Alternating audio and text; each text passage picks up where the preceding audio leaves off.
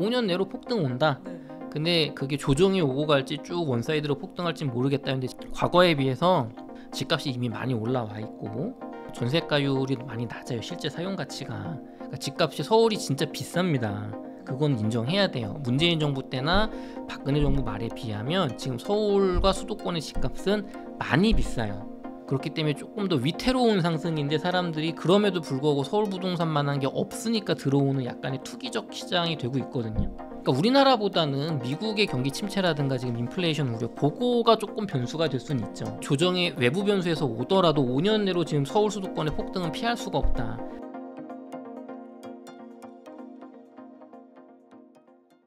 안녕하세요. 오늘 인터뷰 진행을 맡은 김혜연입니다. 연일 집값이 고공행진하면서 많은 분들이 지금 집을 사야 될지 아니면 조금 기다려야 될지 고민하시는 분들 많을 것 같습니다. 그래서 오늘은 앞으로의 서울 집값 흐름과 어떻게 전략 세워야 할지 남덕현 이사님 모시고 함께 이야기 나눠보도록 하겠습니다. 이사님 안녕하세요. 안녕하세요. 네, 간단하게 소개 좀 해주세요. 네, 저는 거인의 정원 출판사의 마케팅 이사를 하고 있고요. 부동산 투자자, 비트코인 투자자입니다. 부동산과 비트코인을 함께 투자해서 모은 돈이 없어도 5년 내로 10억을 모을 수 있는 그런 투자 방법을 소개하고 강의를 하고 있는 남덕현입니다. 반갑습니다. 네, 이사님 최근 서울과 수도권 아파트가 32주 연속 상승 구간이란 뉴스를 봤는데요.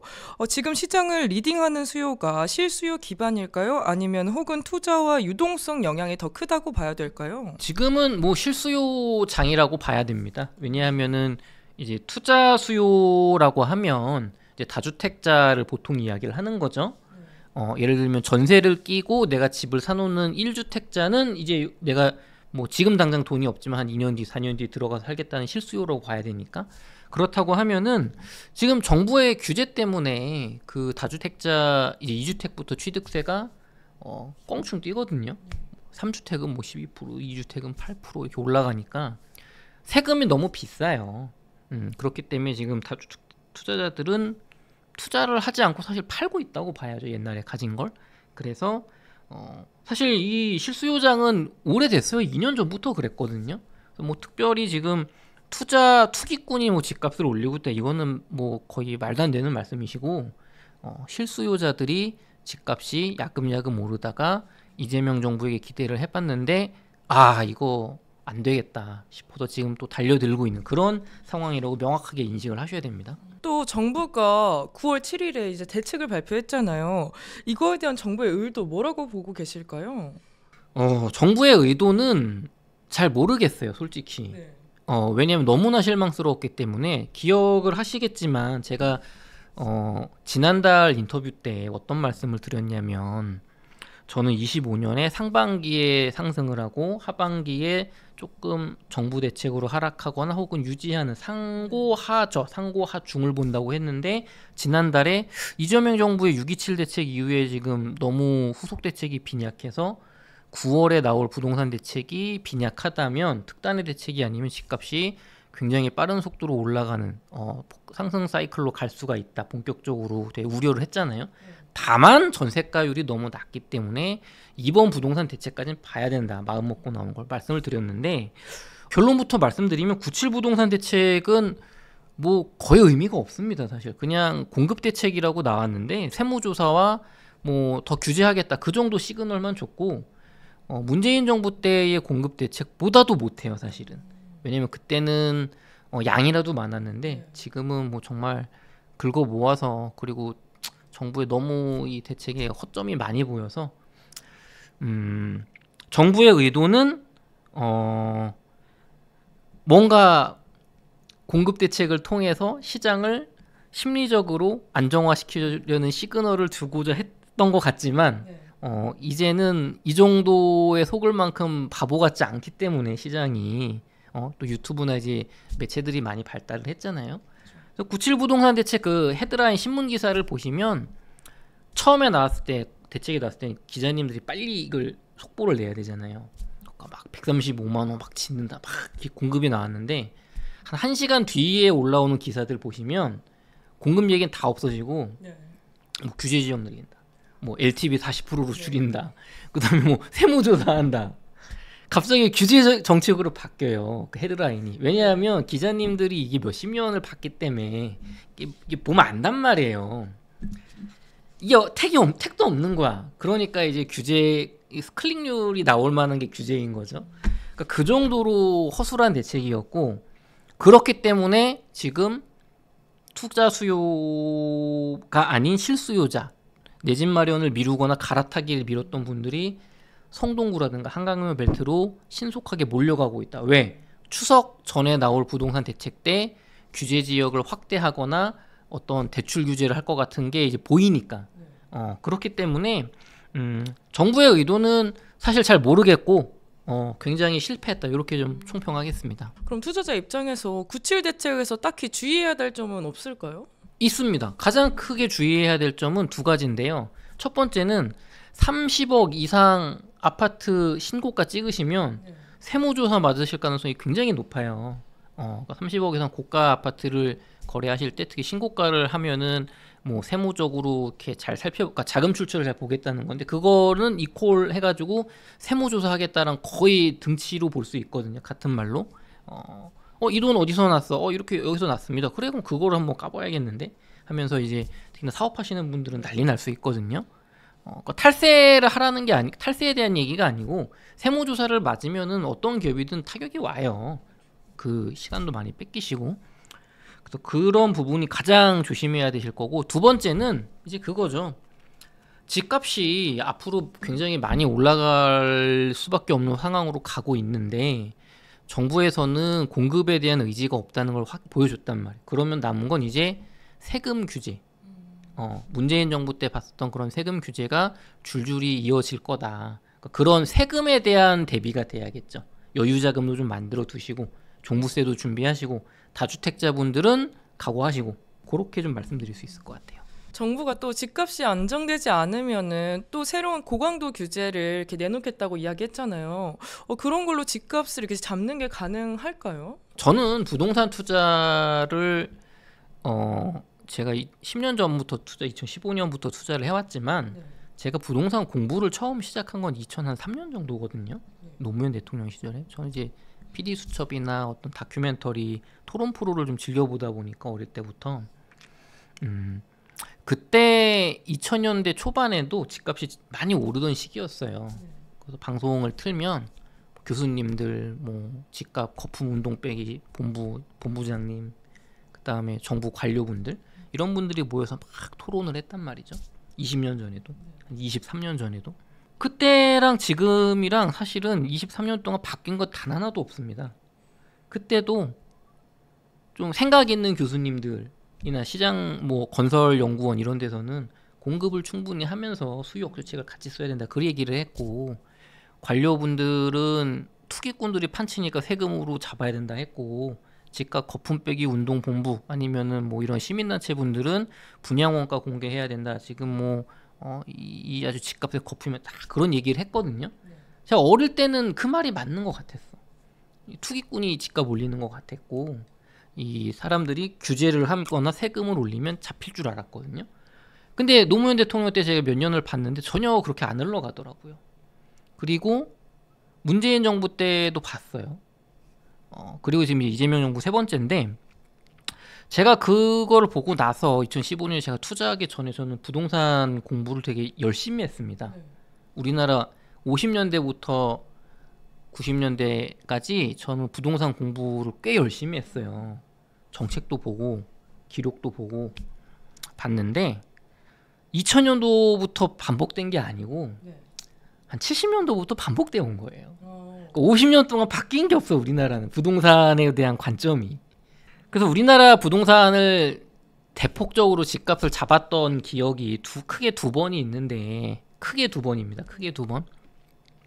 한 번은 이제 많이들 아시는 1기 신도시 건설, 노태우 대통령 말기에 워낙 집값이 많이 오르니까 80년대 후반에 나와서 90년대 거의 한 8, 9년을 잡았던, 집값을 하락 안정화시켰던 1기 신도시 200만 원 건설이 있고, 두 번째는 이명박 대통령 시기에 했던 뉴타운 플러스 강남 세곡동 내곡동 반값 아파트 정책이거든요. 둘 다 공급이에요.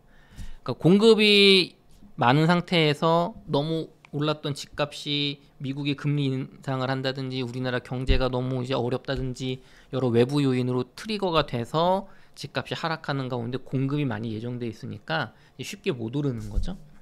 그럼 이 상황을 제외하고 순수하게 규제로 집값을 잡았던 적은 거의 없습니다.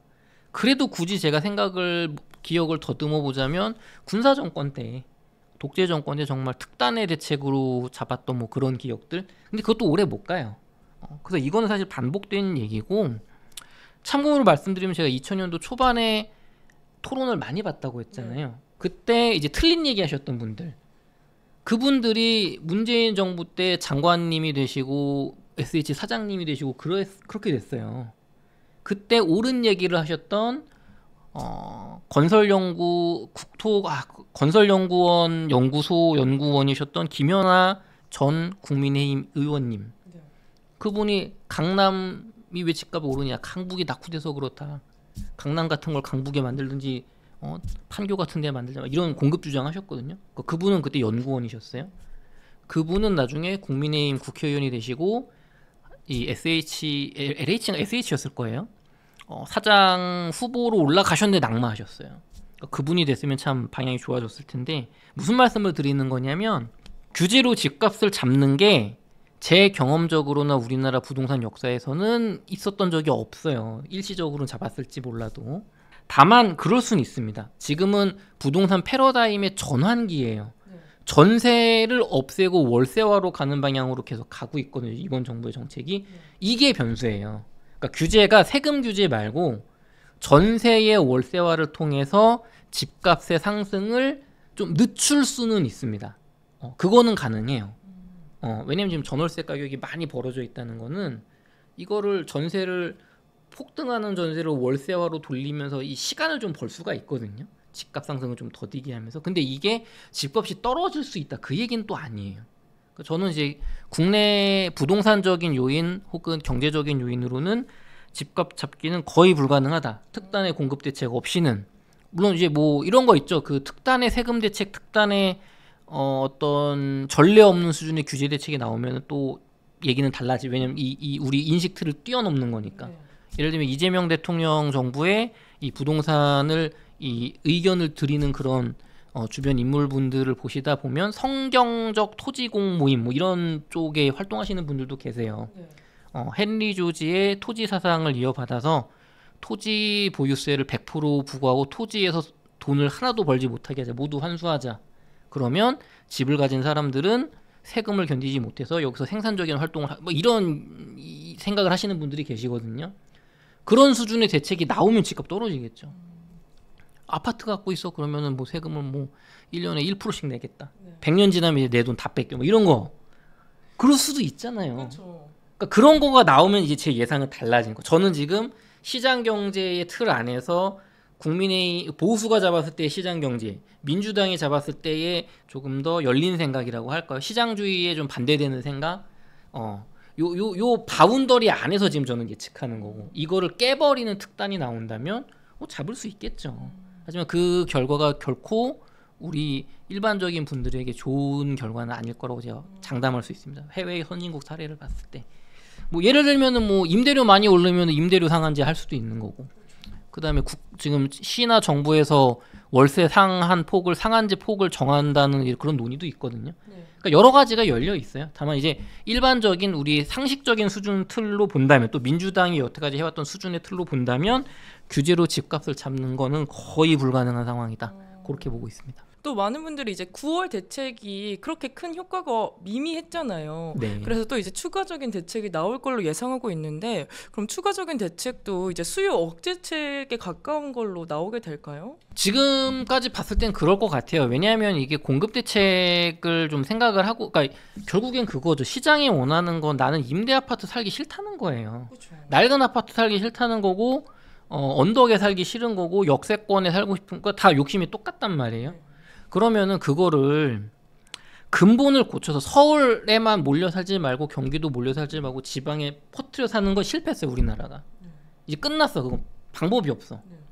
그러면은 이제 서울 수도권에 몰려 사는 이 상황에서 그래도 가능한 선에서 사람들이 원하는 지역의 양질의 주택을 아파트를 공급을 해줘야 되는데 그거를 지금 민주당 정부는 그게 너무 이게 지지 기반하고 안 맞는 정책이고 본인들의 사상이랑 그렇기 때문에 여기는 이제 임대주택을 많이 만들고 싶고 재개발 재건축을 해서 집주인이 과도한 시세 차익을 거두는 거를 재건축 초과이익 환수제 같은 걸로 환수해야 된다는 보는 입장이란 말이에요.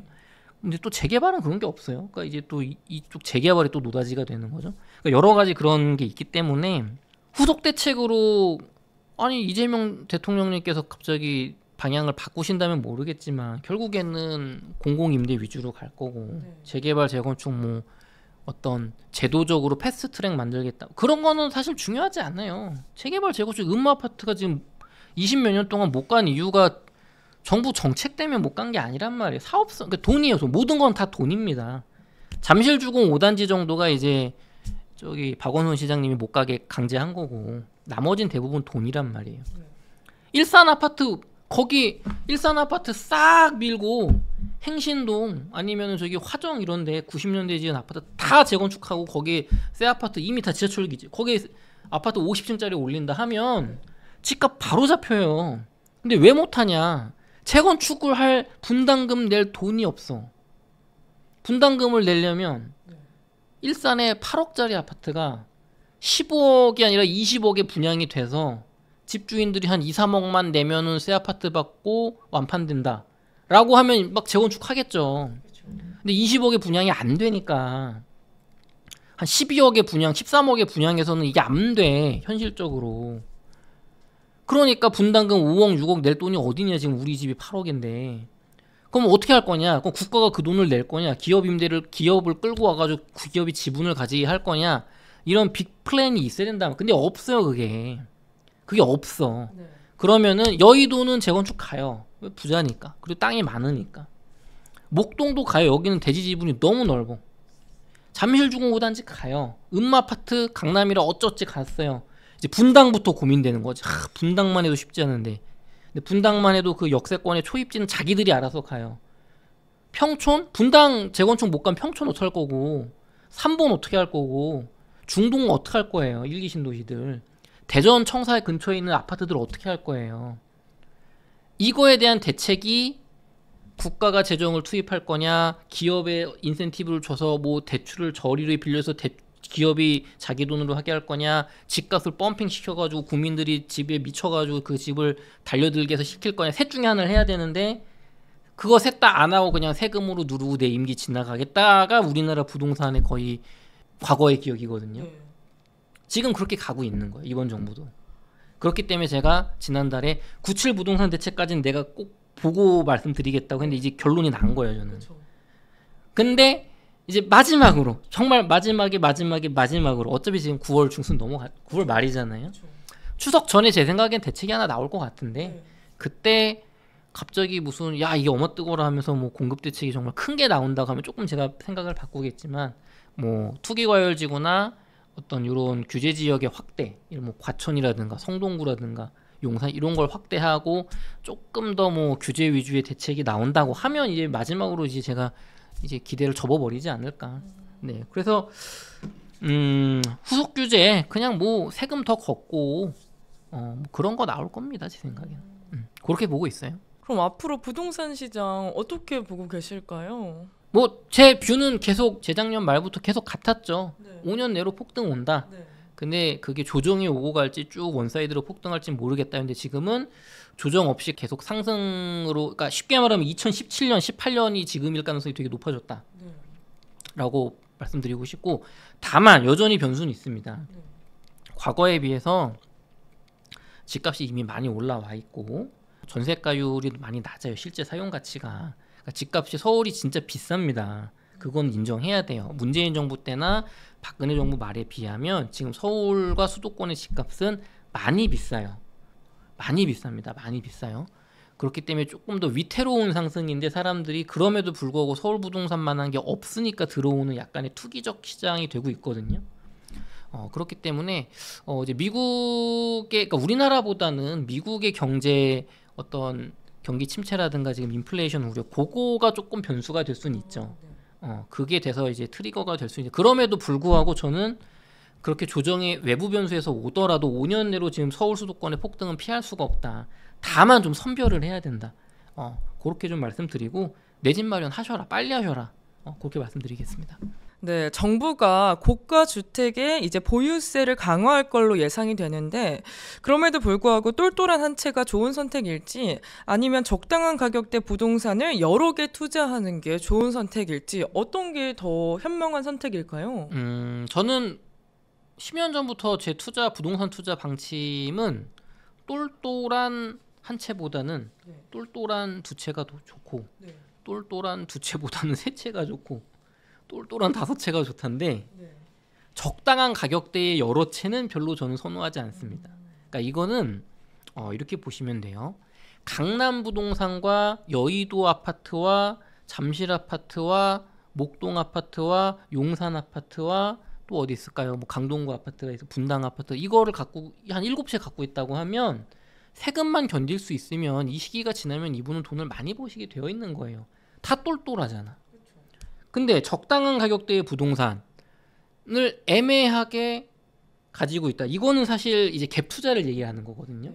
그러니까 내가 예를 들면 이런 거지. 내가 돈이 한 100억 있어. 50억짜리 강남 하나 사고 30억짜리 잠실 하나 사고 20억짜리 목동을 하나 샀다. 이거면은 문제가 없는데 내가 한 10억이 있어요. 그럼 10억 가지고 봤더니 내가 지금 여기 강동구 미사에 있는 33평 아파트도 11억을 한다고?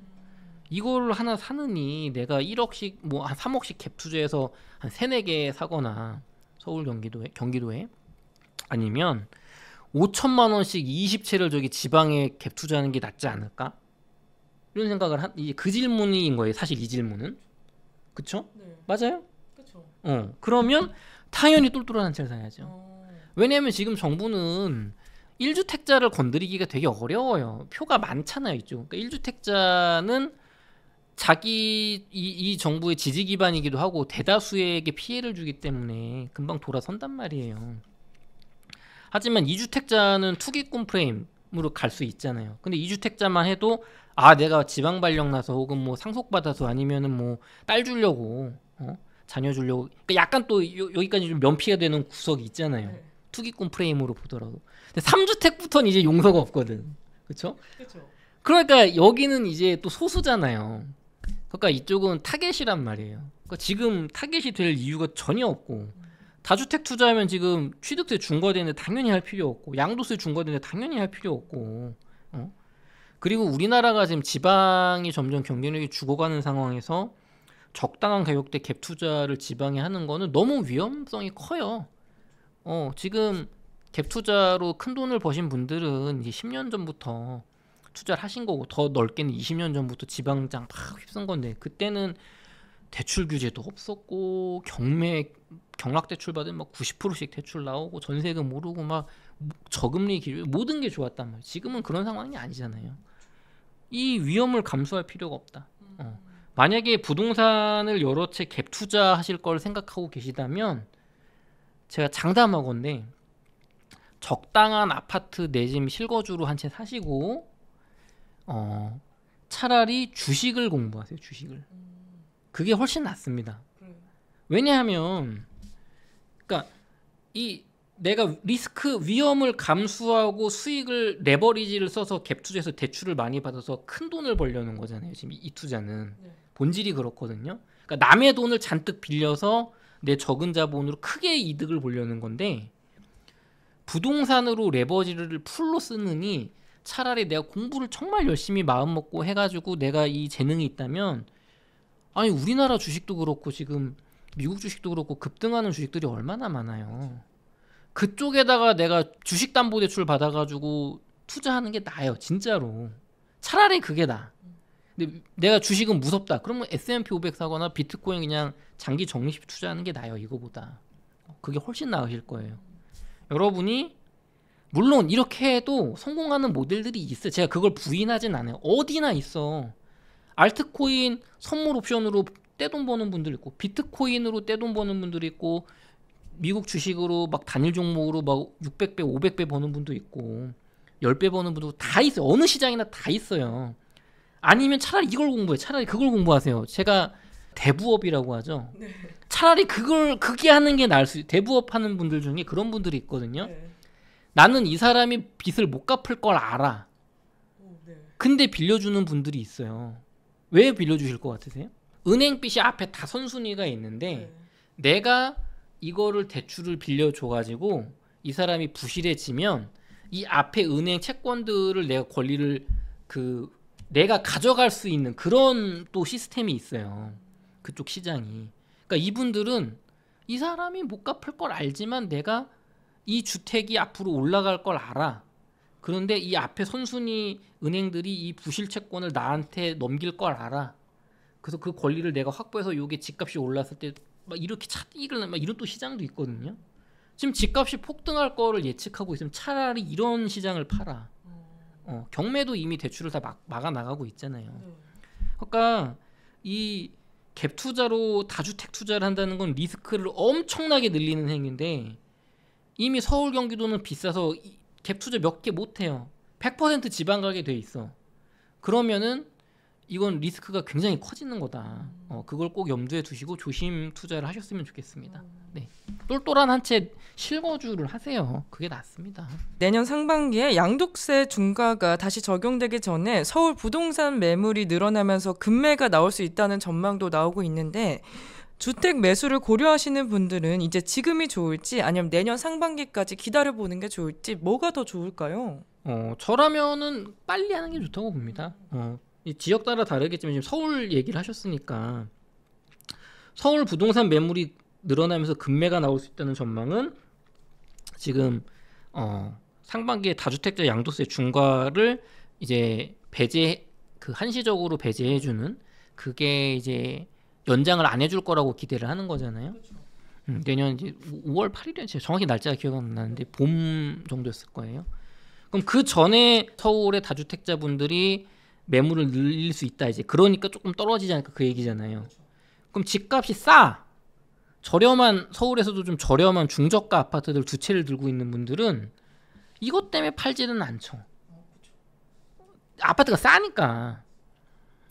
근데 그러니까 이거는 사실 고가 주택의 타격이 큰 거거든요. 나는 뭐 양도세 중과가 %로 붙으니까. 그러면은 매물이 조금 늘어날 수 있는 가능성은 서울 강남이나 중상급지 이상의 고가 주택이죠. 막 20억 넘는 것들. 20억, 50억, 60억 하는 것들. 근데 지금 주택 매수를 고려하는 분들 중에 그런 고가 주택을 고려하는 분들은 한번 걸어볼 수 있잖아요. 그쪽에.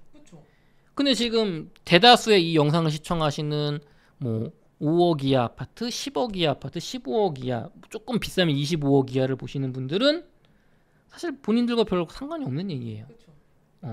그쪽 아파트 나와서 찔끔 떨어진다고 한들.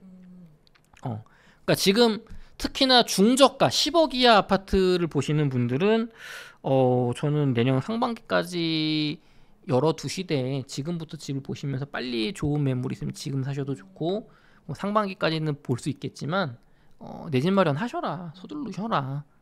그렇게 말씀드릴게요. 하루라도 빨리 사는 게 조금이라도 저렴한 가격에 살 수 있는 거겠죠? 그렇죠. 지금 대출 규제 6억 이하 LTV 40% 묶은 거 있잖아요. 그거 대출 3억으로 떨어뜨릴 수 있어요. 금액대별로 정해서 20억 이상은 6억까지 빌려준다. 10억 이하 아파트는 3억까지 빌려준다. 왜요? 그냥 뭐 국가 맘이지 뭐. 1주택자는 전세자금 대출 보증을 3억이 아니라 2억으로 제한한다. 서울 수도권에 한해서. 왜요? 그냥 국가 마음이지 뭐. 그러니까 대출을 여러분 꼭 6억까지 해줄 거라고 생각하시는 건 우리의 착각인 거예요. 한국 부동산은 관치금융입니다. 그거를 이해를 하셔야 돼. 무슨 경제 논리로 돌아가는 부분이 적어요. 아니 가계대출이 너무 심하고 집값 상승이 심해서 대출 규제를 좀 하겠다. 아니 6억짜리 아파트 사는데 뭐 DTI 뭐야 1억 5천만 빌려주겠다. 이렇게 나올 수 있는 거예요. 그거를 감안을 하셔야 돼. 그러면 내가 대출을 많이 받아서 좀 좋은 집을 사고 싶으신 분들은 서두르셔야 될 거고, 내가 내 돈이 많은데 아파트를 좀 대출 조금 받고 사시려는 분들은 저는 이제 그런 내 돈 많이는 원화를 넣지 말고 대출을 잔뜩 받은 다음에 달러 기반인 S&P 500 지수나 비트코인에 분할 투자를 꼭 해야 된다고 그렇게 말씀을 드리는 거죠. 그래서 조금 이제 돌아가면 내년 상반기까지 빨리 사셔라. 내 집 마련하셔라. 제가 1년 반 정도 전부터 매달 똑같은 얘기 계속 하고 있어요. 서울은 9억이야, 경기도는 6억이야. 아파트 빨리 내 집 마련하셔라. 지금 경기도에 6억짜리가 지금 10억이 됐고, 서울에 9억짜리가 지금 13억, 14억, 15억 가고 있죠. 서울에 4억, 5억 하던 게 지금 6억, 7억 되고 있는 거예요. 그러니까 계속 저는 같은 말만 지금 반복하고 있어요. 내 집 마련 빨리 하셔라. 적당히 빨리 하셔라. 그만 좀 보셔라. 근데 고가주택은 영끌에서 사는 거 반대한다. 그 말씀 1년 반 전과 마찬가지로 똑같이 드릴게요. 근데 많은 분들이 또 이제 고가주택이 더 많이 오르잖아요. 네. 그러니까 조금이라도 영끌해서 고가주택에 들어가면 더 많이 오르지 않을까 이런 생각 하실 텐데 네. 그것도 그래도 반대이실까요? 저는 이제 부동산, 그러니까 내 집 마련 플러스 네. 비트코인 혹은 그러니까 비트코인, 그러니까 아파트 반, 네. 내 집 반, 실거주 아파트입니다. 이건 갭 투자가 아니라 실거주 아파트 반, 비트코인 반. 실거주 아파트 30%, 비트코인 30%, 미국 S&P 500 지수 투자 30%, 현금 10%. 요거를 저는 더 좋은 투자라고 지금 생각을 하기 때문에 옛날엔 저는 100% 부동산 투자였단 말이에요. 미국 S&P 500 그래 뭐 20년 동안 수익률 뭐 9% 10%. 근데 한국 부동산도 뒤지지 않았거든. 그리고 다주택 갭 투자하면 레버리지를 많이 쓸 수 있기 때문에 일시적 1가구 주택도 있었고, 제가 투자하는 10년 전에는 일시적 1가구 3주택도 있었어요. 재개발 재건축 공부해가지고 지금 아파트 하나 사, 그 다음에 재개발 이제 부시고 짓고 있는 거 하나 사, 그 다음에 얘는 이제 계약금만 있으면 돼요. 그 다음에 앞으로 멸실될 예정인 빌라 하나 사. 그러면은 얘가 완공될 때 요거 비과세로 팔고, 얘가 완공될 때 이거 비과세로 팔고, 이러면 두 개를 다 먹어. 비과세로 뭐 이런 게 이거 복잡한 게 있었다면, 이러면 이제 S&P 500 이기는 거예요. 근데 지금 비트코인이 나왔기 때문에, 그리고 한국이 이제 규제가 심해져서 이런 게 다 막히고 막혔어요 이미. 그렇기 때문에 저는 이제 수익률 계산을 할 때 부동산으로만 보질 않는 거예요. 그리고 부동산만으로 보더라도 아니 한국 부동산 미래가 이제 점점 폭등은 남아 있지만 큰 상승이 남아 있고, 상승 사이클로 제가 간다고 계속 얘기하죠. 내 집 마련 하라고. 하지만 먼 미래가 지금 불안하잖아요. 여러분 연금 개혁 못했죠? 지금 프랑스 폭동 나는 거 보고 계시죠? 총리가 잘려, 대통령이 잘려. 우리 좀 연금 좀 조금 주자고 했더니 이거 우리나라 노령화 되는데 지금 60대 70대 80대, 지금의 제가 40대 중반 초중반인데 앞으로 10년 뒤에 50대 60대 70대 80대 90대 표를 20대 30대 40대가 어떻게 막을 거예요? 이쪽이 훨씬 많은데 연금 못 깎아요. 주택연금 못할 거예요. 주택연금이 폭탄이에요 지금. 우리나라 주택연금은 연평균 2%씩 주택가격이 올라간다는 걸 전제로 설계가 되어 있습니다. 지금 지방 아파트 연평균 2%씩 올라갈 수 있나요? 그럼 거기 연금 주택 들어둔 분들은 평생 연금을 줘야 되는데, 아파트 가입 시점으로. 그 아파트 가격은 떨어지는데 그럼 주택 도시 돈 어디서 나? 그거 팔아도 못 줘요 이 사람. 다 세금이 빚이야.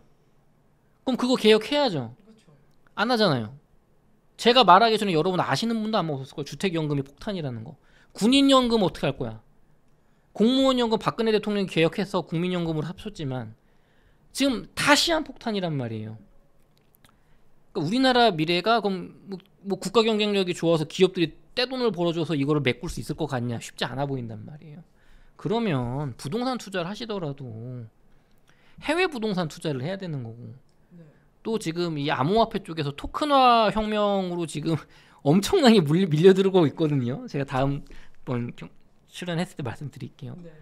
그렇기 때문에 한국 부동산이 예전만큼 아주 안전하고 수익률 괜찮고 좋은 투자라고 보기가 점점 힘들어지고 있어요. 다만 그럼에도 불구하고 앞으로 한 5년 내지 7년 정도는 큰 상승이 남아 있으니까, 그리고 월세화가 돼서 월세가 많이 올라갈 테니까 내 집 마련 해야 된다, 이 뷰인 거지.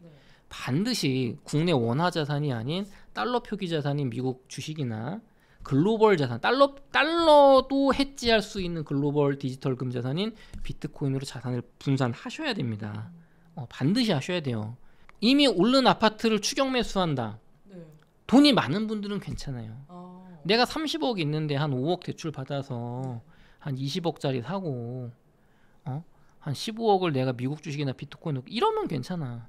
근데 30억 있는데 10억 대출 받아서 강남 아파트 하겠다. 그것도 나쁘진 않아요. 강남 아파트는 특별하니까 어느 세계나 그 최상급지는 올라가거든요. 근데 내가 지금 10억이 있는데 8억 대출 받아서 18억을 가지고 지금 어떻게 한강변 벨트 끝자락에 어떻게든 들어가 보겠다. 아니면은 노량진 뉴타운에다가 내가 10억에다가 신용대출 막 대출 연끌 해가지고 18억을 넣어가지고 한번 재개발 들어가 보겠다. 차라리 노량진 뉴타운 재개발은 괜찮은데 그게 아니라 이제 아파트 된 거 이런 거 사시려는 분들은 조심하셔야 됩니다. 그러니까 그 아파트가 안 오른다는 게 아니에요. 수익률이 떨어질 거예요. 미국 주식이나 비트코인에 비해서 10년을 봤을 때 당장은 올라가겠죠. 그리고 리스크가 있습니다. 분명히 있어요, 여러분. 분명히 있어요.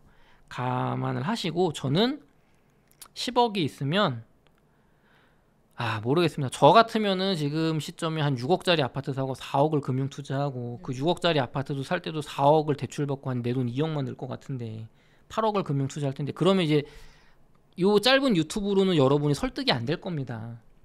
내가 10억인데 왜 경기도 아파트 6억짜리를 사요? 이럴 거란 말이에요, 분명히. 그건 이제 제 책을 나중에 11월에 나올 제 책을 보시고 어쨌든 내 돈 몽땅 부동산에 넣지 마시고 추경 매수 하실 때 적당히 하시고 금융 투자하시라고 그렇게 말씀드리겠습니다. 또 그리고 요즘 분양가 상승도 되게 가파르게 이루어지고 있잖아요. 네. 무주택자분들이 신축 청약, 기존 주택 매수 이 두 개가 있다면 어떤 게 더 효과적인 전략일까요? 신축에 당첨이 될 수 있고 내가 그게 감당 가능한 금액이면 당연히 청약이 낫죠. 물론 이제 입지 따라 다르겠지만 근데 청약이 문제가 지금 분양가가 너무 비싸요. 제가 제 유튜브에 23년 1월에 둔촌주공 반드시 청약 받으셔야 됩니다라고 1시간짜리 영상을 올렸을 때 저에게 좀 이렇게 상담을 요청하셨던 분이 계신데 신혼부부님이 계신데 그분들은 성공하셨죠. 전 이제 청약 받아야 된다고 했으니까. 그때 13억에 분양했던 둔촌주공이 지금 실거래가 32억입니다. 그때 13억 분양가도 비싸다고 했는데 지금 서울 광명이 13억에 분양하고 있고 이제 서울 외곽으로 막 분양가가 12억 13억 번져가고 있죠. 경기도도 이제 6억 분양은 이제 안 나와요. 앞으로는 안 나올 겁니다. 그러면은 저는 이제 무주택자분들이 신축 청약을 하실 때 당첨이 될 수 있다는 가정하에 서울의 주요 입지에 청약 괜찮다고 봅니다. 높은 분양가임에도 불구하고. 그리고 3기 신도시에 좀 저렴하게 나오는 6억대 30평대 나오는 청약 한 7억에 나오는 33평 분양하시는 거 그거 청약 강추해요. 3기 신도시 강추합니다. 교산 좋고요. 창릉 좋고요. 광명도 좋습니다. 그런데 이제 기존 주택을 매수하시려는 분들은 청약에 당첨 가능성이 없는 분들 솔로라든가 아직 다자녀 특공이 안 된다거나 신혼부부 특공이 당첨 가능성이 쉽지 않다거나 아니면 모은 돈이 적어서 청약 이 돈이 안 된다거나 이런 분들은 기존 주택을 매수하셔야죠. 그렇게 좀 말씀드릴게요. 그럼 지금 1주택자 분들 중에 이제 갈아타기 고민하시는 분들도 많을 것 같아요. 네. 그럼 상급지 갈아타기 고민하시는 분들 중에 약간 지금 갈아타도 될지 아니면 내년 상반기를 노려야 될지 뭘 어떻게 하는 게 좋을까요? 상급지 갈아타기를 하시려고 할 때 상급지 내가 이사 가려는 아파트가 나랑 비슷해. 별로 안 올랐어. 그러니까 가격 차이가 얼마 안 나. 그러니까 가격을 2021년 고점 말고 2022년 2월 정도, 한 2022년 1월에서 6월 정도가 이제 상급지는 22년 1월이 저점일 거고 중급지, 중하급지에 따라 다르게 경기도에 따라 다르겠지만 6월 정도도 저점이 이렇게 다를 거예요, 지역마다. 하지만 대충 큰 틀로 보면 22년 1월에서 22년 6월이 저점이거든요. 서울 경기도 아파트가. 그럼 내가 이사 가려는 갈아타기 하려는 집이 22년 1월에서 6월에 지금 내 집이랑 가격 차이가 얼마인지를 보세요. 그때 5억 차이였어. 근데 지금은 한 12억 차이 날 거예요. 아니면 한 10억 차이 날 거야. 그러면 잘 생각해 보세요. 상급지 갈아타기는 하락기 때 하는 거예요. 지금은 급상승기가 이미 시작이 됐거든요. 이것도 조정이 한번 나올 거냐 말 거냐 하지만 그러면 저는 상급지 갈아타기를 지금 안 하셨으면 좋겠어요. 그러니까 왜냐하면 그러니까 모든 투자 수단이 대한민국 서울 아파트 하나라면 그거를 감수하고서라도 갈아타야 돼. 앞으로 한 2년 더 오를 수 있으면. 근데 저는 계속 얘기하는 게 한국 아파트는 투자 상품 중 하나고 플러스로 미국 ETF, S&P 500이나 비트코인을 같이 가져가야 된다. 금융 투자를 계속 해외 그 자산을 투자해야 된다고 계속 얘기를 하잖아요. 그러니까 제 입장에서는 한국 부동산을 갈아타기 해서 얻는 수익보다 이 해외 자산에서 얻는 수익이 큰 거예요. 그리고 환 차익이 이쪽이 클 거예요. 지금 우리나라 원화 환율이 1,400원 넘었어요. 지금 80년대 후반부터 800원에서 1,400원 계속 우상향하고 있어요. 그런 걸 감안했을 때는 저는 이제 정통 부동산 투자자가 아닌 거예요. 하이브리드인 거야 나는. 그러니까 갈아타기를 지금 하지 말아라. 금융 투자가 돼 있어. 나는 이쪽에 충분히 돼 있어. 그러면은 괜찮죠. 근데 그게 아니라면 수익을 노리는 갈아타기라면 지금 하지 말고 금융을 공부해야 돼요. 지금 해외 투자를 공부해야 돼요. 특히 비트코인을 공부하셔야 됩니다. 그럼 지금으로서 부동산을 투자로서 생각하기는 별로 안 좋은 시점일까요? 저는 좋다고 생각하지 않아요. 실제로 저는 지금 제가 쓴 책에서 제일 고민하는 포인트가 뭐냐면 서울에 나는 9억 이상 아파트를 추천할 게 별로 없어. 오늘 질문에도 있단 말이에요. 그러니까 부동산만 보면 있는데 한국 주식, 미국 주식, 비트코인, 그다음에 뭐 채권 뭐 이런 거 있었잖아요. 네, 그렇죠. 그러니까 글로벌 투자 자산을 다 더해서 보면은 없는 거예요, 제 입장에서. 그래도 서울 뭐 9억까지는 어떻게 찾아보겠는데 막 12억 넘는다 이제 막 고민되는 거예요. 싼 건 많아. 경기도에 싼 건 진짜 많아. 그렇죠. 제 책을 제일 좋아하시는 분들이 원고 얘기하면 그러니까 자산이 없는 분들이 제일 좋아해. 나는 집도 못 사고 이제 인생 망했다고 생각해. 돈이 없어서 집을 살 수 있고 투자도 할 수 있다고. 근데 5년 뒤에 10억 부자가 된다고? 그러니까 지금 적당히 자산 있는 분이 제일 힘든 시기거든요. 그렇죠. 그럼에도 불구하고 금융 투자해야 된다. 왜냐하면 2021년에 집값이 많이 올랐다 막 이런 지표 말고, 그러니까 되게 잘 맞는 지표가 뭐냐면 저도 그러니까 전 70년대에서 공부를 했다고 했잖아요. 옛날에 투자하신 그런 복부인 분들도 나는 만나서 좀 전수를 받은 경험이 있는 사람. 그러니까 저는 이렇게 좀 뭐랄까 나름 뼈대가 있어 부동산 투자가. 그래서 제가 단추를 해보면 되게 잘 맞는 휴먼 인덱스 중에 하나가 뭐냐면 부동산 투자로 돈을 많이 벌어본 분들이 아무 근거 없어. 근데 야 나는 너무 이제 비싸다고 생각이 든다라는 그분들이 생각할 때 되게 잘 맞아요. 그게. 그러니까 대중들 말고 하락론자들 말고 상승론자들 말고. 상승론자는 맨날 올라간다고 하고 하락론자는 맨날 떨어진다고 하잖아요. 근데 실제로 적당히 상승론자로서 돈 버는 분들은 어느 순간 되면 너무 비싸서 나 못 사겠다라고 말하는 타이밍이 오거든요. 그게 되게 잘 맞아요. 실제로 돈을 버는 분들이. 여의도에 재건축 아파트 들고 있고 강남에 재건축 들고 있는 분들이 아들 딸이 결혼할 때가 돼서 지금 한 10억으로 서울에 아파트 하나 사줘야지 했는데 너무 비싸 소리를 저한테 해요. 이게 꽤 맞는 얘기예요. 앞으로 안 오른다는 얘기 아니죠. 저는 계속 오른다고 하잖아요. 근데 지금 꽤 비싼 구간인 거예요. 지금 2018년 19년일 수 있어요. 코로나 17년 18년 정도로 보는데 코로나가 안 터졌으면 21년 22년의 불장이 안 왔을 수도 있거든요. 2019년 내지 20년 초 정도가 고점일 수도 있었어요. 지난 장이. 그러니까 조심해야 된다고. 지금 너무 많이 올랐어요. 상급지가. 아니 둔촌주공 13억에 분양인데 지금 32억이야. 10년에 보통 3배 오르면은 괜찮게 오른 거거든요. 상급지가. 지금 2.5배 올랐어요. 그러니까 조심해야 된다니까. 사람들이 다 미쳐있단 말이에요. 강남은 무조건 오른다. 강남이 계속 오를 수 있다면 미국 주식도 계속 오를 수 있다는 얘기 아니에요? 그럼 비트코인도 계속 오를 수 있는 거 아니에요? 그러니까 근거가 있어야지. 왜 계속 오를 수 있냐. 그런 면에서 봤을 때 다시 말이 길어졌습니다. 상급지에 영끌에서 절대 투자하지 마셔라. 정말 후회하실 수 있다. 올해 비트코인에 몰빵하신 분들이 지금 되게 후회하고 있어요. 다 팔고 비트코인만 샀어. 집 팔고 주식 팔고 뭐 다 팔았어. 금도 다 팔았어. 금 폭등했죠. 그쵸. 한국 주식 폭등했죠. 그쵸. 미국 주식 폭등했죠. 한국 비트코인 작년 9월 기준으로는 많이 올랐는데 올해 기준으로는 7%밖에 안 올랐어. 물론 앞으로 더 오를 수도 있죠. 근데 골고루 갖고 있으면 되잖아요. 골고루 부동산 갖고 있고 S&P 500 갖고 있고 미국 비트코인 갖고 있고 금 갖고 있었으면 뭐가 문제야.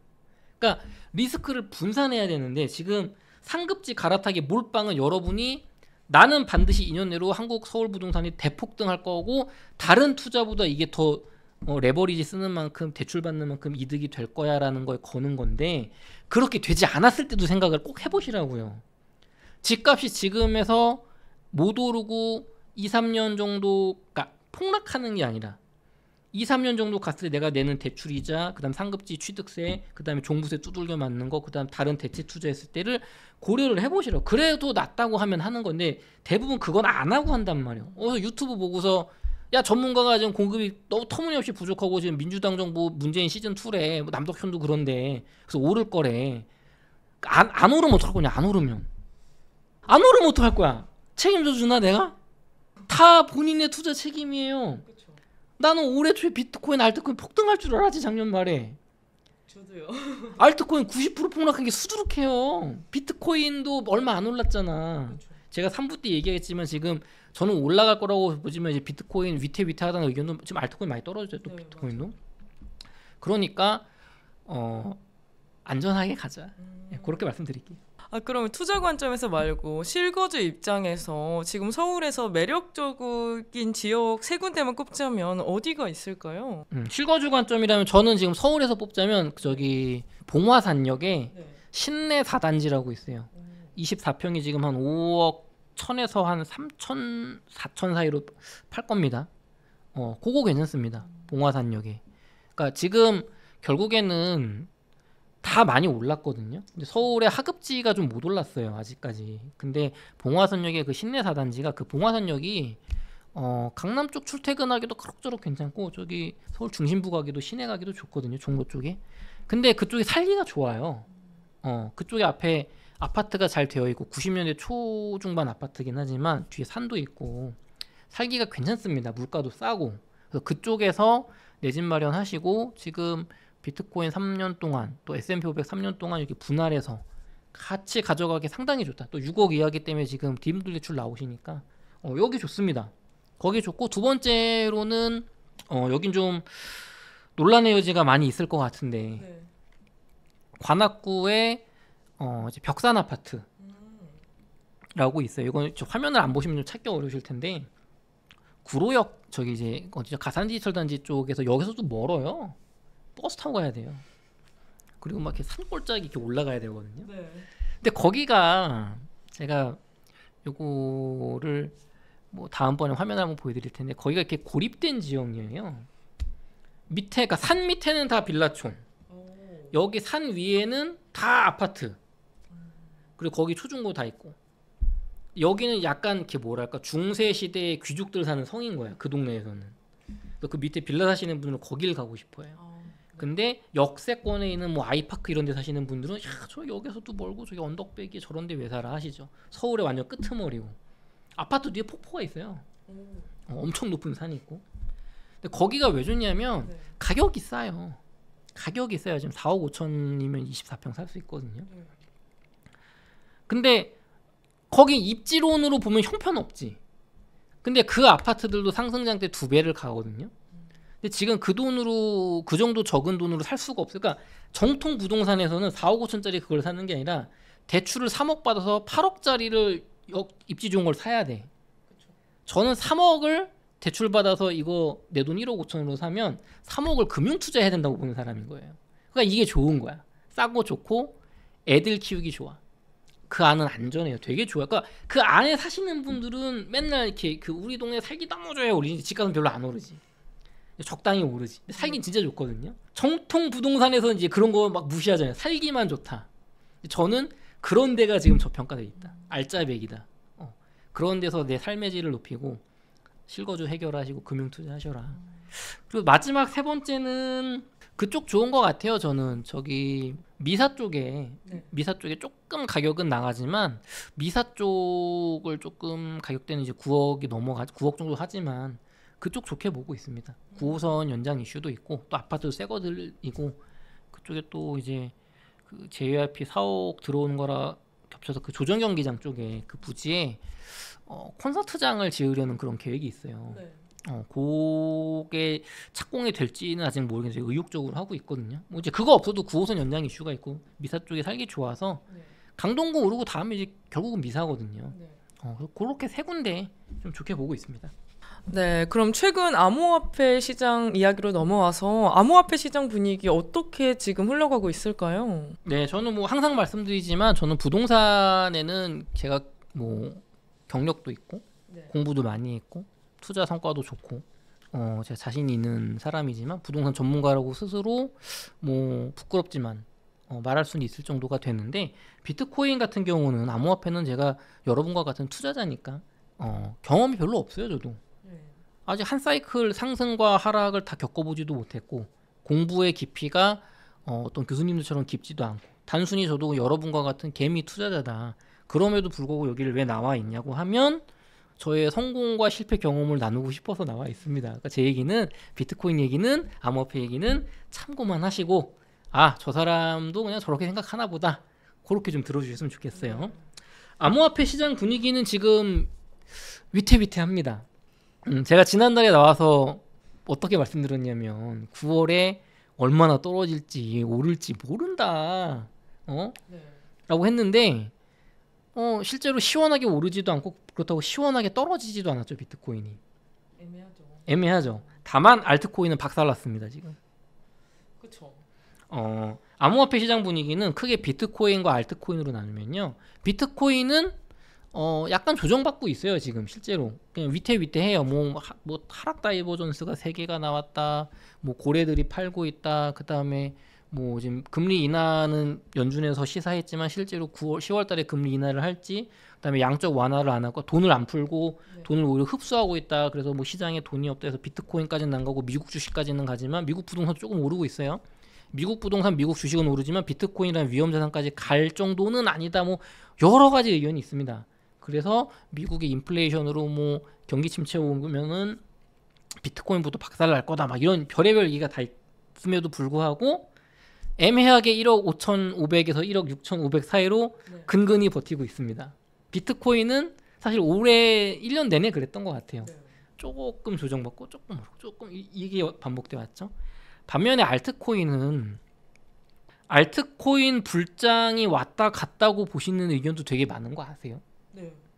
알트코인 시즌 인덱스라는 게 8월 달에 사실 7월 한 중순부터 알트코인이 꽤 많이 올랐는데 한 9월 초 정도에 알트코인 시즌 인덱스가 75를 돌파하고 뭐 80을 돌파하고 알트 불장에 돌입했다는 명백한 신호가 있었어요. 그러다가 최근에 지금 영상을 찍고 있는 9월 25일 시점이죠. 한 21일? 이때부터 알트가 폭락해가지고 차발트가 또 박살났습니다. 메이저 알트도 좀 떨어졌고요. 그래서 지금 알트코인 시장은 망했다 라는 의견도 있고 여전히 아니다, 아직 알트 불장, 찐 불장 안 왔다 이렇게 기대하는 분위기도 있고 그렇습니다. 근데 뭐 10월이 원래 업토버라고 하잖아요. 네. 그럼 10월에 조금 오를 걸 기대해봐도 될까요? 그걸 제가 알면 뭐 이러고 있겠습니까? 맨날 말씀드리는데 이제 업토버는 실제로 이제 그런 거죠. 예를 들면은 우리가 그 상관성이 실제로 있어요. 그 주식도 보면은 강한국 작가님께서 이렇게 펀드 투자하실 때 그렇게 하시는데 미국 대통령이 당선된 해에 미국 주식은 항상 오르더라. 올해도 많이 올랐죠. 그렇죠. 근데 이제 한국은 뭐 짝수에 오르고 막 이런 게 있거든요. 연관성이. 근데 그게 신기하게 어느 정도 맞는단 말이에요. 그러면은 뭐 예를 들면 부동산도 수요에 비해 공급이 부족하면 보통 오르더라. 뭐 이런 거 맞잖아요. 규제 정책 세면은 언제 오르더라 이런 게 있잖아요. 근데 이제 그 대전제가 앞에가 흔들려 버리면은 안 맞는 거죠. 미국 대통령이 당선된 해에 뭐 한 번인가 빼고 70년 동안 미국 주식이 맨날 그 해는 올라왔는데 뭐 돈을 푸는 정책을 하니까. 근데 미국 대통령이 트럼프가 당선됐는데 갑자기 미국이랑 중국이 전쟁 났어. 그럼 오르겠어요? 그러니까 대전제가 앞에 항상 있는 거야. 과거와 같은 뭐 돈을 푼다면, 과거와 같은 경제 위기는 안 온다면 있는 거죠. 그러면은 비트코인 같은 경우는 그럼 10월에 왜 계속 올라왔냐? 17년 불장, 21년 불장, 그 앞에 뭐 14년, 15년, 16년 보시면 이제 안 오르니까 사람들이 하는 얘기가, 옛날엔 이런 얘기 안 했고 이제 비트코인이 시원하게 못 오르니까 하는 얘기가, 야, 여태까지 비트코인은 저금리 시대만 살았다. 15년 동안. 그러니까 2008년 금융위기 이후로 계속 금리가 낮아지고 0.5%, 1.5% 기준금리일 때만 돈이 미친 듯이 찍을 때만 살았고, 지금처럼 시원하게 돈을 막 아직 연준 기준금리 뭐 대출금리 보면 아직 3%, 3.75%인가 그렇잖아요. 지금 제로금리 아니잖아요. 네. 그러니까 지금 옥토버가 오려면 금리를 낮춰야 되고 돈을 더 찍어내야 되고 뭐 이런 게 있어야 된다, 이런 의견도 있어요. 무슨 얘기냐면 저는 능력이 안 돼서, 그러니까 나는 인정하는 거야. 나는 능력이 안 돼서 여러 가지 오른다 떨어진다 이 보합이다의 여러 가지 의견 중에 뭐가 맞는지를 저는 맞출 능력이 없어. 그리고 판단할 능력이 안 돼. 그리고 내 스스로 내 논리를 만들 능력도 안 된다고 저는 인정하는 사람인 거예요. 부동산은 제가 되게 완전히 달라요. 부동산은 제가 이야기할 때 제 의견을 되게 세게 드리잖아요. 왜냐면 나는 자신이 있는 거예요. 남의 말을 듣고 이 사람 말이 맞겠다가 아니라 저는 저만의 논리가 확고한 거예요. 한국 부동산에 대해서. 근데 비트코인은 내 논리를 만들 만큼의 실력도 없을 뿐더러 남의 말을 듣고 판단할 능력도 안 돼, 내가. 그러니까 나는 DCA에 거는 거야. 내가 판단할 수 있는 건 비트코인이 앞으로 10년 뒤에 5년 뒤에 상당히 많이 올라 있을 거란 건 내가 거기까지는 판단이 되는 거예요. 그러니까 그냥 주구장창 매일매일 사는 거예요. 안 팔고. 그럼 이제 10월 달에 오를 거냐 모르겠어요. 나는 모르겠다니까. 가봐야 알 수 있는. 그리고 여러분, 아니 질문을 바꿔봐야지. 유튜브를 틀었을 때 작년부터 계속 맞췄어, 이분이. 그러면 여러분이 이 영상을 보고 10월 달에 남덕현이 작년부터 계속 맞췄어, 비트코인을. 그래서 이 사람이 10월 달부터 오른대. 그럼 한번 들어볼 만 하잖아요. 그쵸. 근데 지금 비트코인 암호화폐 전문가 분들 중에 그렇게 계속 연속으로 2년 동안 맞춰온 분이 있나? 없죠. 있으면 들어볼 만 하죠. 혹은 전반적으로 잘 맞춰 오셨더라도 한 달 뒤에 비트코인 알트 가격이 폭등할지 폭락할지 맞추신 분이 있어요? 특히나 알트코인 투자 많이 할 텐데 알트코인 맞추신 분이 있어요? 그러니까 무슨 얘기냐면, 제가 지금 10월 달에 오를 거예요, 떨어질 거, 뭐 누구 의견 끌어와가지고 얘는 뭐 이래서 오른데 쟤는 저래서 떨어지는데 해봤자 여러분 투자에 도움이 안 된다는 얘기예요. 도움이 안 돼. 아니 그거 믿고 판단해서 팔 거야? 살 거야? 아니죠. 아니잖아요. 네. 그러니까 10월 달에 다만 이제 그래도 이런 얘기하면 댓글에 너 그딴 소리 할 거면 왜 나오냐 소리 달리니까 제가 조금 의견 드리자면, 많은 시장의 전문가들이, 월가 분들이 연말에 올해 25년 초에는 2025년 말에 그래도 비트코인이 20만 불, 원화로 한 3억 정도를 가 있지 않겠냐는 게 보통 중립적인 의견이었어요. 중립적인 의견. 보수적인 의견은 뭐 한 2억.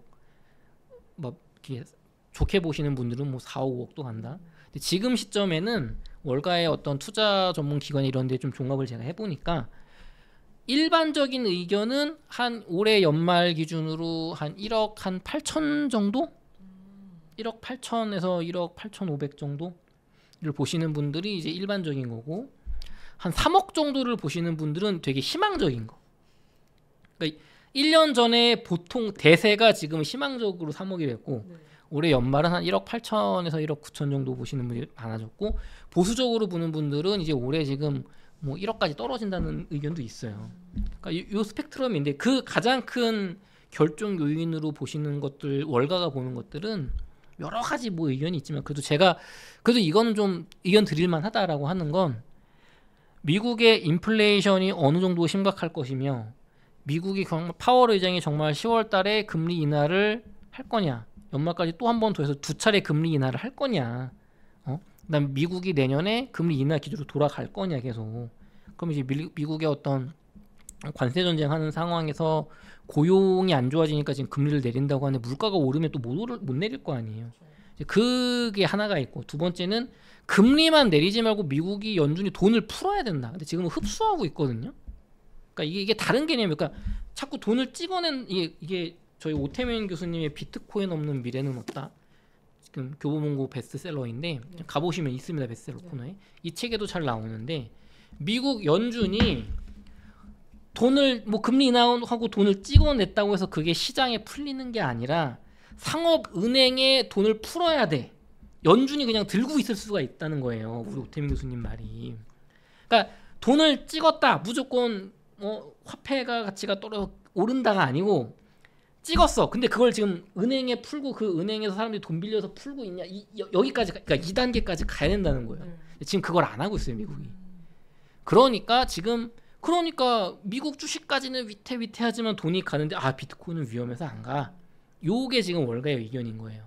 그럼 만약에 이게 해결된다면 생각보다 미국의 금리 인플레이션이 10월 달에 봤는데 높지 않았고 파월 의장도 내가 좀 잘못 봤다. 금리 인하 연말까지 2번 더 한다면서 또 0.25% 내리고 지금 이 파월 임기 끝나잖아요.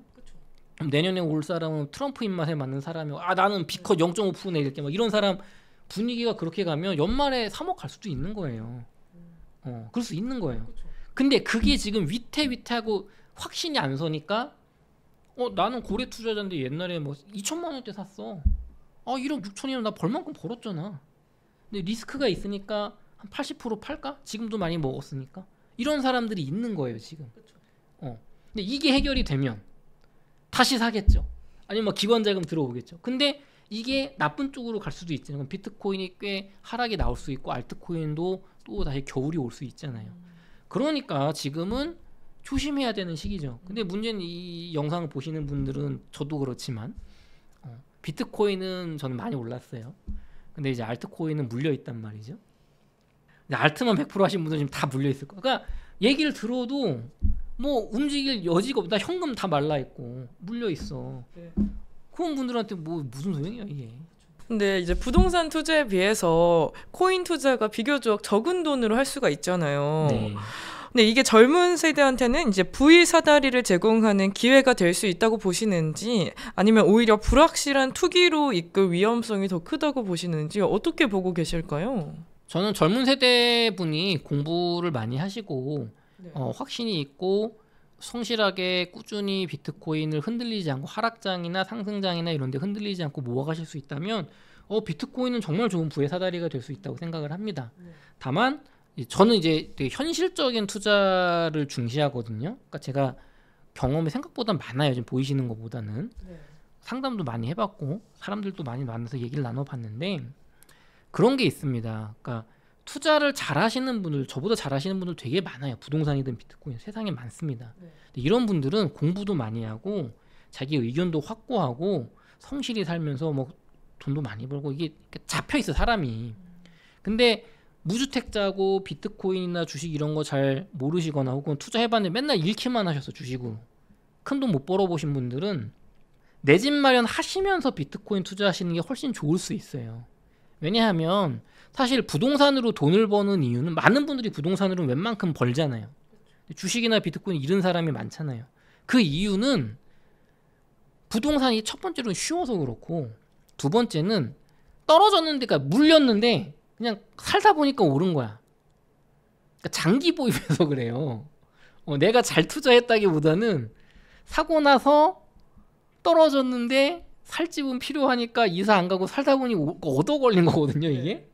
근데 비트코인이나 주식은 팔기가 너무 쉬워서 폭모가 오면은 손절을 하거나 떨어졌을 때 더 못 사요. 이게 핵심이에요. 떨어졌을 때 못 사. 제가 지난달에도 나와서 말씀드렸는데 이더리움 올해 초에 600만 원 하다가 250까지 떨어졌어요. 내가 600에 물렸어. 250에 물을 탔어야 된단 말이에요. 300에 물을 탔어야 돼. 600에 1억 넣어서 물렸어. 250, 300일 때 1억 더 넣어. 250일 때 1억 더 넣어. 350 됐을 때 1억 더 넣어. 그럼 이분은 평단이 300 정도로 떨어져 있을 거예요. 그러면 지금 680까지 갔잖아요. 그럼 2.8배 먹을 수 있었어. 2.5배 먹을 수 있었어. 그쵸? 지금도 590만 원 하죠. 지금 지금 얘기 들어봤더니 뭐 연말에 폭락 나올 수 있어. 그럼 지금 그래도 한 1.8배 먹잖아요. 근데 물을 못 탔어. 600에 그대로 물려 있어. 지금 580이야. 손절할까? 손절했는데 올라가면 어떡하지?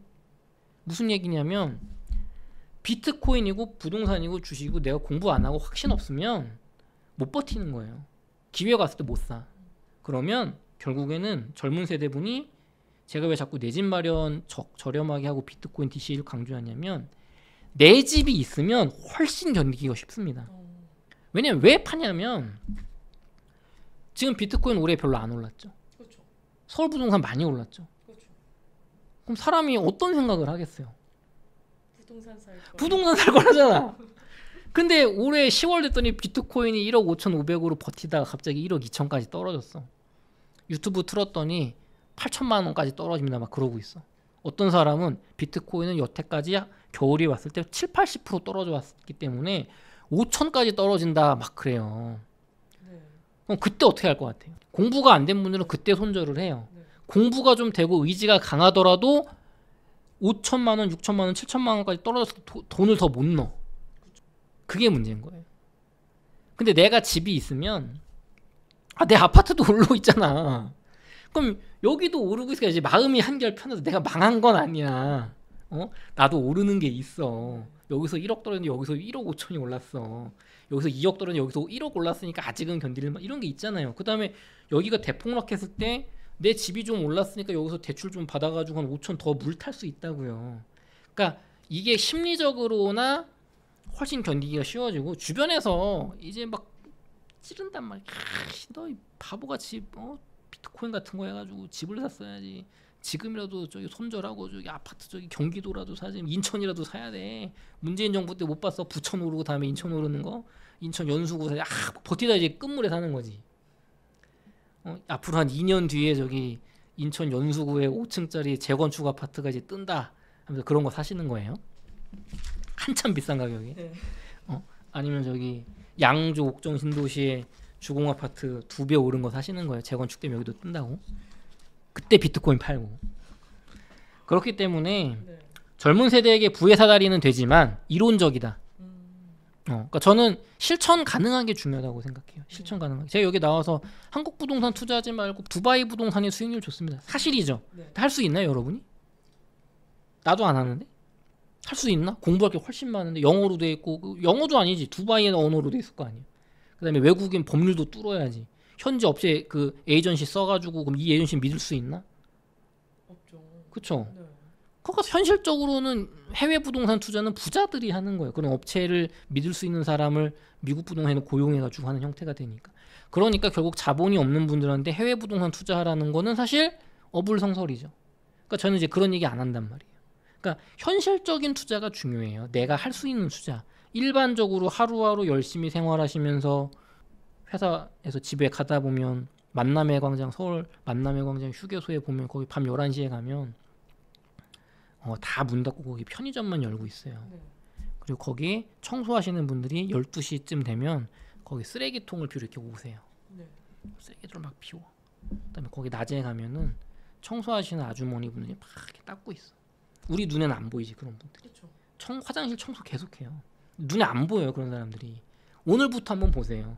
여러분이 들락날락하는 그 건물의 계단을 할머니 허리가 구부러진 분들이 지금 쓸고 닦고 있다고.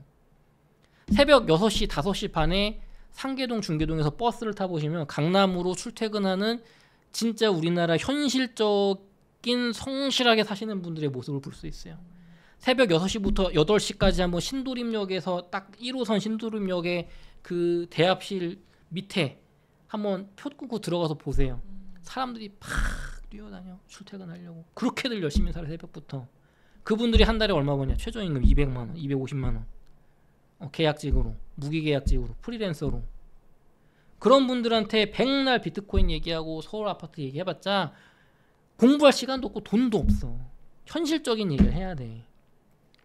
선생님 모은 돈이 3천만 원밖에 없으시겠지만 지금 동탄에 퍼스트파크 28평 20년 된 게 3억 9천인데 이거 6천만 원으로 내 집 마련할 수 있어요. 선생님도 지금 할 수 있어요. 그 다음에 앞으로 비트코인 한 달에 30만 원씩만 하루에 만 원씩만 사보세요. 그럼 5년 뒤에 얼마가 되실 겁니다. 그리고 자녀한테 돈 물려주지 말고 자녀한테 이 투자법을 알려주세요. 선생님 노후를 털어먹지 마세요. 이게 현실적인 거예요. 최저임금 받으시고 비정규직인 분들이 재테크를 할 수 있는 방법을 알려줘야지. 그러니까 저는 지금 말씀 주신 질문이 부동산 투자가 좋냐 비트코인 투자가 좋냐. 네. 저렴한 실거주 아파트 중에 올라갈 수 있는 지역이 그 조건이 있거든요. 제가 여러 번 말씀드렸지 책에 11호에 나올 책 보세요. 그 아파트 내 집 마련 저렴하게 하시고 비트코인 같이 가져가라. 둘을 하나만 양자택일 하지 말라고요, 제발. 양자택일 하지 말라고. 비트코인 만약에 올해 연말에 폭등 못 가고 미국의 경제가 난리가 났어. 미국 나스닥도 떨어져 20%. 그럼 비트코인 50% 떨어질 수 있어요. 그렇죠. 나스닥이 한 5% 떨어지고 빌빌대. 그럼 비트코인도 한 15% 조정 나올 수 있단 말이에요. 1년, 2년 나올 수 있어, 진짜로.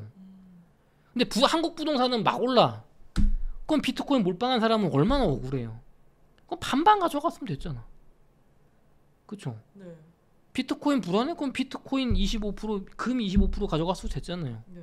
비트코인 15%, 금 15%, S&P 500 30% 가져갔어도 됐잖아요. 부동산 50% 가져가고. 네. 왜 맨날 이 유튜브만 하면 몰빵할 생각 많아요?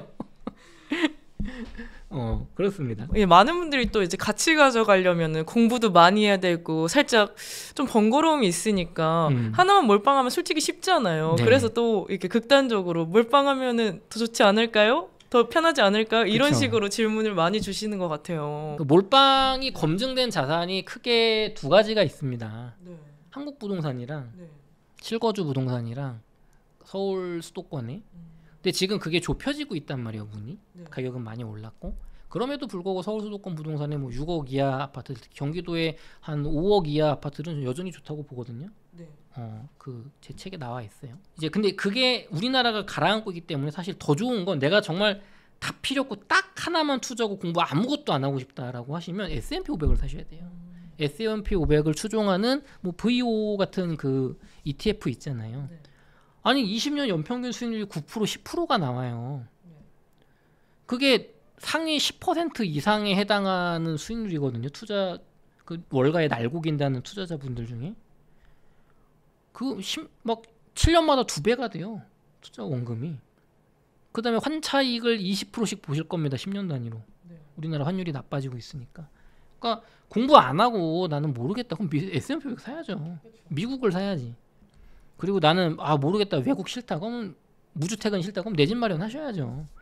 아니 솔직히 정말 막말로 제가 지금 빌라를 20년에 산 빌라를 팔고 있는데 제 전작인 앞으로 3년 부동산에 미쳐라 책에 제가 그때는 굉장히 뭐랄까 좀 시민 운동 같은 생각이 좀 가지고 있어서 아니 교보문고에 갔는데 빌라라고 검색했더니 빌라 건축, 재건축, 재개발밖에 없고 실거주용 빌라 사는 법이라는 책이 하나도 없어. 맞아요. 왜냐면 돈이 안 되니까. 그렇죠. 유튜브에도 그런 거는 조회수 300. 관심이 없어요 사람들. 근데 우리나라 서울에 많은 분들이 빌라에 거주하시거든요. 네. 그럼 어떤 빌라가 좀 가격이 그래도 좀 오르고 싸게 살 수 있고 물 안 새고 곰팡이 안 생기고 뭐 투자가 이런 걸 알아야 될 거 아니에요. 근데 그걸 알려주는 컨텐츠가 없어요 책이. 돈이 안 되니까. 그래서 제가 내가 부동산으로 조금 돈을 벌었으니까 재개발 재건축 빌라 말고 이런 신축급인 빌라도 가격이 오른다는 걸 내가 실거래가로 증명하겠다는 생각을 갖고 3년 전에 그걸 샀어요. 사회주의적인 운동으로. 네. 그때 다주택자는 취득세 중과 맞아서 제가 3천만 원 했어요. 취득세로. 네. 엄청나게 비효율적인 투자를 한 거야 제가. 네. 제가 그러니까 이건 믿어주셔야 돼요 여러분. 제가 부동산 그래도 좀 아는데 차라리 재개발 낡은 빌라 투자를 해야지. 아니 뭐 1억이야 뭐 공시집 이런 거 많잖아요. 그때 비트코인을 샀어야 되는데 그러니까. 아무튼 그 빌라가 지금 빌라 많이 올랐을 것 같아요 가격. 오르는 데만 오르고 안 오르는 데는 더 떨어지지 않았을까요? 서울의 재개발 재건축 빌라 아니고요. 네. 그냥 이제 한 8년 됐어요. 네. 적당히 낡아가고 있는 신축급인 빌라인데 가격이 제가 산 가격에서도 한 3천만 원 정도? 한 2,500, 3,000 올랐습니다. 올랐어요. 앞으로 더 오를 거예요. 무슨 얘기냐면 그러니까 거의 고점에 샀어요 빌라를. 네. 지금 빌라는 아직 그 폭등장이 안 왔어요. 아파트 오르고 나중에 한참 뒤에 오니까. 근데도 올랐어요. 그러면 나는 그냥 모르겠고 서울에 그냥 적당히 내 돈 대출 받아서 빌라 하나라도 샀겠다 하시는 분들은 사실 지금 살만해요. 물가 상승률에 비하면 좀 부족하겠지만 그냥 그럭저럭 내 집 있고 55세 넘으셔서 주택연금 드시면 돼요. 그분들 죽을 때까지 살면서 연금 나와요. 국민연금 받으시고 노령연금 받으시고 기초연금 받으시고 폐지 안 죽고 살 수 있어요. 그러니까 결론은 공부를 진짜 하시고 무주택자로 비트코인 사셔도 좋다. 단 굉장히 리스크가 크고 여러분이 공부가 많이 되었어야 되고 내가 투자 경험 없고 돈 벌어본 적 없다 투자로 그리고 불안하다 하시면 저렴한 내 집 마련 플러스 비트코인 하세요. 그게 최선이라고 봅니다. 저는. 근데 이제 비트코인이 언제든지 정부나 정책에 의해서 규제를 받을 수 있다는 약간 불안감도 있는데 그럼 비트코인 투자할 때 이제 이사님이 생각하시는 가장 큰 리스크가 뭐고 그 리스크를 어떻게 대비하면 좋을까요? 이제 이게 공부의 차이죠. 네. 정부 정책 때문에 비트코인이 리스크가 크다라고 보시는 분들은 네. 보통은 이제 그러니까 비트코인을 없앨 정도의 정부의 규제를 얘기하시는 게 보통 아니거든요. 정책 리스크가 트럼프가 암살돼서 갑자기 미국이 비트코인 안 밀어준다거나 뭐 이런 걸 말하는 거죠. 그러니까 무슨 얘기냐면 비트코인을 저같처럼 장기 투자로 보시는 분들은 비트코인의 진짜 위험이 뭘까는 그것만 보는 거예요. 비트코인이 쫄딱 망할 수 있는 진짜 큰 리스크가 뭐지? 51% 공격. 그 다음에 양자 컴퓨터. 그 다음에 정부가 돈을 써서 비트코인을 죽이려고 하는 상황. 아니면 인터넷이 끊어지고 전 세계 핵전쟁 되는 뭐 그런 상황. 이런 걸 가정하는 거예요. 진짜 쫄딱 망하는 상황.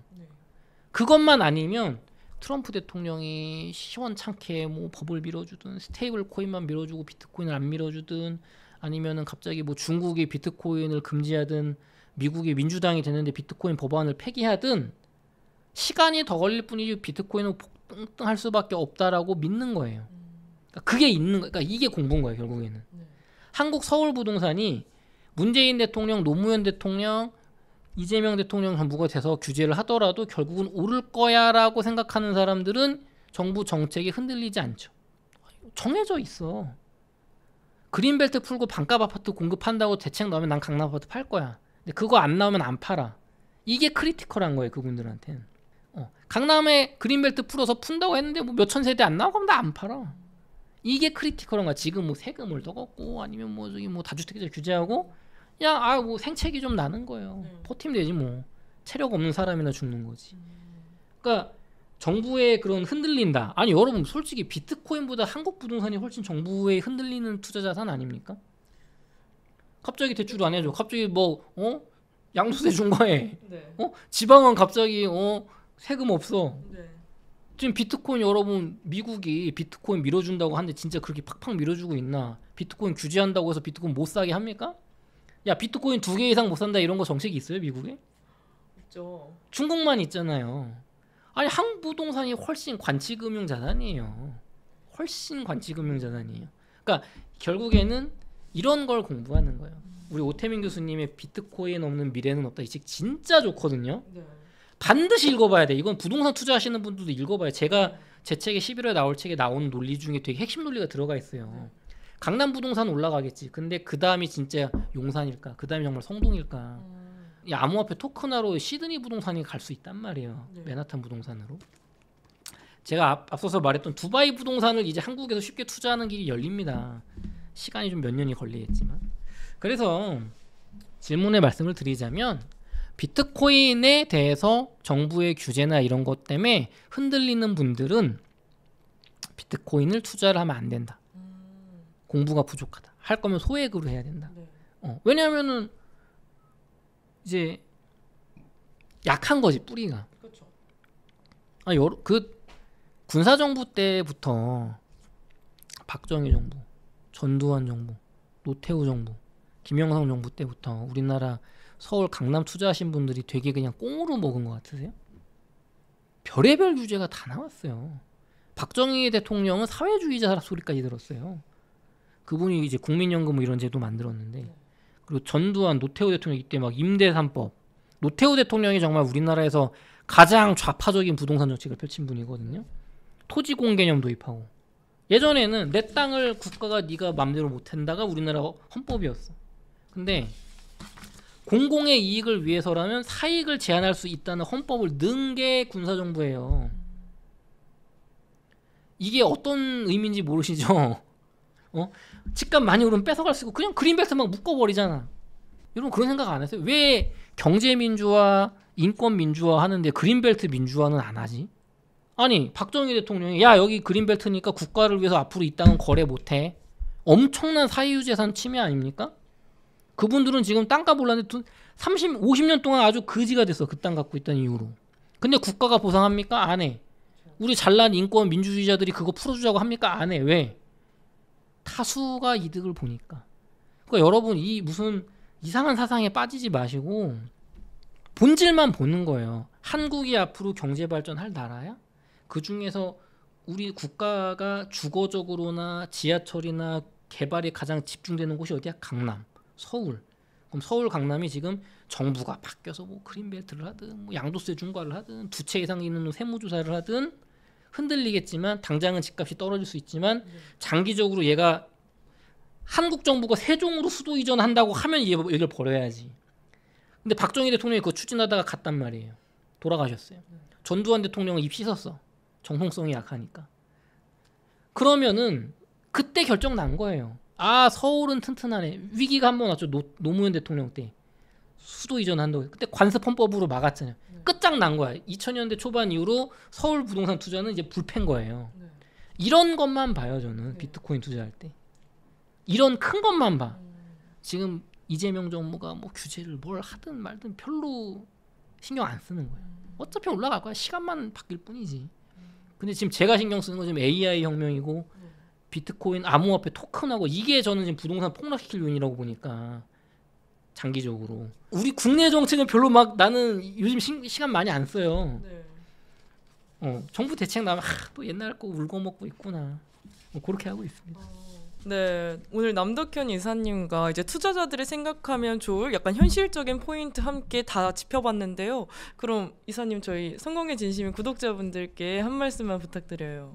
네, 저희 3부가 저희 암호화폐 시간이니까 솔직히 비트코인보다 다 알트코인으로 물려 계신 분들이 많을 거예요. 메이저 알트코인은 고점을 뚫은 것도 있고 여러분 근데 그거 말씀드릴게요. 제가 말씀 못 드렸는데 우리나라 업비트 말고 빗썸에는 지난 한 두 달 동안 꽤 하루에도 막 두세 배 오른 알트코인이 꽤 있었습니다. 그리고 미국의 바이낸스 같은 해외 거래소는 상당히 순환매 알트 불장이 왔었어요. 그리고 그 밑에 덱스라고 하는 탈중앙화 거래소에서는 이제 몇백 프로 오르는 게 꽤 있었거든요. 그러니까 알트 불장이 미니 알트 불장이 왔던 게 맞아요. 근데 우리나라 업비트 쓰시는 분들은 안 왔지. 거기는 안 오르니까. 그러니까 지금 이온 미니 알트 불장의 특징은 신규 코인이 많이 올랐거든요. 그러니까 옛날에 이렇게 많이 올랐다가 폭락해서 물려서 이제 시체들이 많은 그런 코인들은 잘 안 오르고 메이저 알트 10대 코인이거나 말 들어본 거 뭐 리플, 솔라나, 도지도 시원찮은데 뭐 이런 것들 메이저거나 아니면은 실제 사용성이 있는 거 뭐 미국 코인들 몇 개 있잖아요. 그런 코인들은 좀 올랐고 잡코인들 중에서는 그런 신규 코인들이 돌아가면서 순환매 알트 불장이 왔었거든요. 미니 불장이. 그러니까 지금 다들 불안해 하시고 저도 잡코인 가지고 있는 거 시원찮고 열받죠. 근데 이거 손절해가지고 뭐 얼마나 건지겠습니까 지금. 뭐 금액을 정말 많이 넣어서 의미 있다고 하시면 뭐 리밸런싱 해보실 수 있겠지만 지금 9월 말까지 견디셨으면 주구나 사나 뭐 12월 1월까지 한번 가봐야 되지 않겠어요. 물론 이제 비트코인이나 알트코인 수익이 나신 분들은 다르죠. 흔들흔들 하면 내가 뭐 이익 실현할 수 있죠. 근데 이제 물려 계신 분들 중에 좀 잡코인 들고 있는 분들은 야 그지 같은 사기 시장 떠나겠다 하고 다 팔고 가지 마시고 그냥 기왕 견딘 거 한번 버텨보자. 또 오를 수 있지 않습니까? 그렇죠. 그렇게 말씀드리고요. 근데 이제 모든 알트가 오는 불장은 참 쉽지 않을 것 같아요. 저도 봤는데 지금 알트코인이 200 몇만 개인가? 그러니까 4년 전에 비해서 몇백만 개가 늘었어요. 그거 다 올릴 돈이 유동성이 없는 거죠. 그러니까 좀 선별은 하셔야 되는데 어쨌든 희망을 가지시고 옥토버지 않습니까? 10월은 오르는 달. 그리고 제가 최근에 오태민 교수님 인터뷰를 했는데 교수님이 나름대로 괜찮게 보고 계셨어요. 나름대로. 그리고 어저께 홍익희 교수님 인터뷰 했거든요. 모든 돈의 미래 홍익희 교수님. 홍익희 교수님 리플 전문가고 비트코인 전문가신데 홍익희 교수님이 선별적이지만 알트 불장이 올 가능성이 있다고 보신다고 저한테 직접 얘기를 하셨어요. 우달 책방의 영상 보세요. 선별적이지만 알트 불장의 가능성이 있다고 보신 거는 제가 아까 얘기 드렸던 미국의 금리 인하와 유동성 풀기가 실현될 수 있는 가능성을 보고 나쁘지 않다고 보시는 거예요. 어느 정도는 리스크는 있지만, 그러니까 그것까지는 봐야 된다고 봐요. 10월달에 그 미국의 연준까지는 보시고 그때도 답이 없다 싶으시면 뭐 결단을 내리실 수 있겠지만 아무튼 힘내시고 내 집 마련하시고 예, 좀 성공적인 투자하셨으면 좋겠습니다. 감사합니다. 네, 이사님 귀한 말씀 감사합니다. 오늘 저희가 준비한 인터뷰는 여기까지고요. 오늘 인터뷰가 도움이 되셨다면 좋아요와 구독, 알림 설정 잊지 마시고 저희는 다음 인터뷰로 찾아뵙겠습니다. 감사합니다. 감사합니다.